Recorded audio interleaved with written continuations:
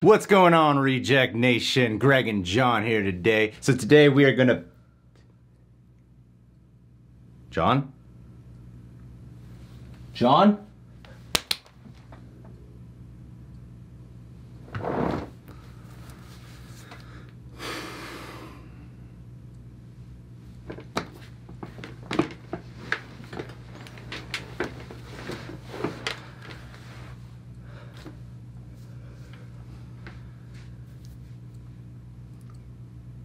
You're so annoying. Sorry. Howdy ho, Reject Nation. So we're gonna watch the trailer for The Conjuring. The devil made me do it. The devil is getting canceled today. It's about time. It's long overdue. I want to thank Warner Media for sending us over this special little box yesterday. You know, it had some fun stuff. You know what? You should go to my Instagram and Twitter, a completely shameful plug, to watch that video. Now we gotta like the trailer. We have to. Now we have to. They know they're watching. There's only so much shilling in my life. Yeah, man. If they don't keep those checks coming, it's gonna be hard to keep doing this out of the kindness of our own hearts. Speaking of which, keep a lookout for our Mortal Kombat review later on today when the embargo lifts. Let's get into it.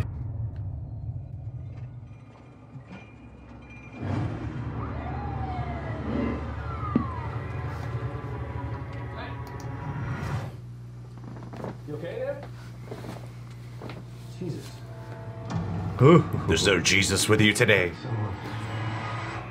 This is Warren, here with Lorraine. Alright, let's get started. Residents of Brookfield were shocked this afternoon by the broad daylight murder of Bruno Sauls. The court accepts the existence of God every time a witness swears to tell the truth.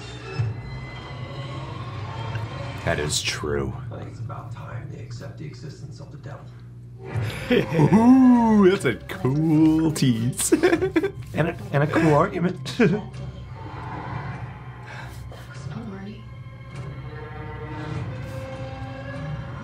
It's a witch's totem. We think your family was cursed. I forgot how much I love these movies. I know. Oh. Waterbed scare. Let's do it. Rested in reality. But I can see things that your people can't. Cool. Awesome. Very cool shot.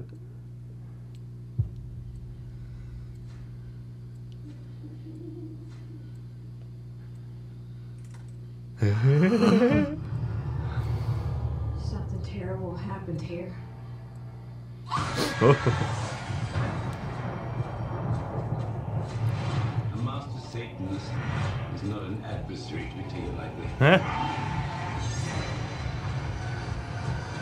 She's doing it again. Oh. She's reaching out to the darkness. Lorraine, you need to come back. Whoa. Saving me with everything you have, Whoa. because that's what they very well call it. Great visuals, man. Lorraine?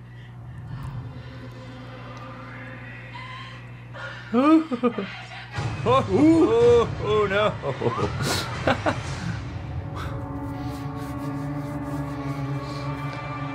Indiana Conjuring at the end. That looks so fun. It does, yeah. That looks fun. Yeah, it does. It looks like a lot. I really enjoy these movies. I do. I forgot how much I do when I watch them. There's only a couple of them I don't really like out of this whole Conjuring universe. I mean, the Conjuring ones are the best. Yeah. But out of the Conjuring universe, I'm like, there's only a couple I really don't like. Yeah, they made some pretty solid chillers over the course of this cinematic universe. Yeah. You got like your entertaining blockbuster horror movies, and on the other side, you get like your psychological horrors, like Babadooks and Hereditaries and whatnot. And then here, you know, this is like the fun theater experience or the HBO Max sitting at home experience. Yeah. But, you know, I get what you mean. And the Conjuring, the first Conjuring was certainly something of a return to that blockbuster scale of haunted house chiller movies and stuff. And I'm glad that that tradition remains because, you know, the Conjuring and especially the Conjuring flagship series seems to do a pretty good job of that. And I mean, this is a different director this time. Yeah, it's Michael Schaubs who did The Legend of La Llorona. You got the director's name right, but you got the movie wrong. You said The Legend of La Llorona, you idiot, you idiot, you idiot, you idiot. Which, you know, isn't the most inspiring thing to hear, but then you see at least the grip on the visuals and the tone of this trailer, and you can sort of see then how decisions got made for him to succeed James Wan, because it doesn't look like a complete left turn out of his style necessarily, you know? Well, I think it's smart to get a different director.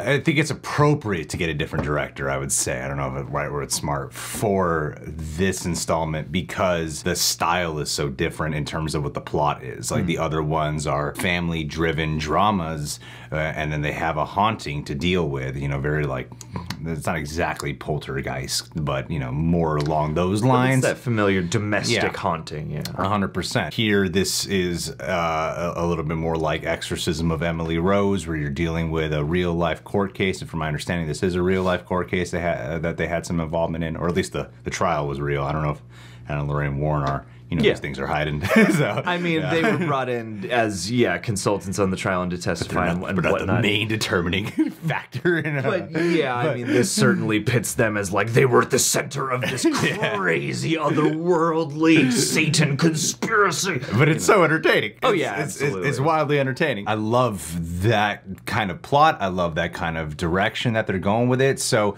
to mix it up with a different director on when you're changing the structure of your movie, that's what I mean by how that feels appropriate. Yeah. It might be more noticeable if it was like another family who's being haunted, you know what I mean? It comes down to the scripting as well because, you know, La Llorona is not the flagship and I feel like they put the most oomph into the Conjuring films, so this makes me excited to see what this director can do with a more solid script and more stuff to play with. Well, the opening scene kind of reminded me of Texas Chainsaw Massacre. A little bit, yeah. Person wandering on the When I'm watching this trailer, I'm getting a bit of a mixture of that sort of psychological killer investigate, kind of like a David Fincher-esque. But mixed in with James Wan. I feel that's kind of like a hybrid I'm feeling here with the direction, like David Fincher meets James Wan in this trailer. You know what? I'm sticking to that. You should coin that. You should start quoting yourself. That's what this trailer is. Quote a brilliant thing I said in one trailer reaction. This is just like... I don't know if I'd say brilliant. It is brilliant. I might say genius. Genius, yes. God-level observation. This movie should be called Lorraine and Ed Warren. They really should. Lorraine is always putting her damn soul on the line in all these movies. And Ed's always like, Lorraine! Lorraine! No, he's just damn it, Lorraine! Perpetually concerned the demon's going too far, Lorraine! Yeah, now he's gonna dive off the edge of a cliff in order to save her Indiana Jones style. Yeah, she's the real champ of this, dude. I love them together. I do too. I can't wait to, I hope he plays guitar again. I do too. I mean, part of that is the heart and soul of like peeking in on the moments that aren't the. I mean, this looks like the most bonkers of the three of them in terms of like I feel like the whole like based on a true story thing is like completely a wash now because like this looks so insane. Well, it's so expansive. Like the other ones are just usually one location. Or is our ISO way too high? This one feels expansive in the sense of it's not like Ed and Lorraine in the big city. You know, where you got like New York, major set locations everywhere. It's still in a small town, essentially. Yeah. You know, it's still in like the countryside. Helps keep it still grounded for what the Conjuring movies are with grounded. I mean, grounded with the biggest asterisk you could possibly find. I mean, maybe grounded as compared to some of the other Conjuring spin-offs, but I mean, this one does look like it has the biggest, most bonkers, most horror movie set pieces. What I'm most looking forward to, other than like, you know, reading the curses and demonic possessions, like that's always fun. I'm most looking forward to how the law enforcement is going to react to everything. Like that scene where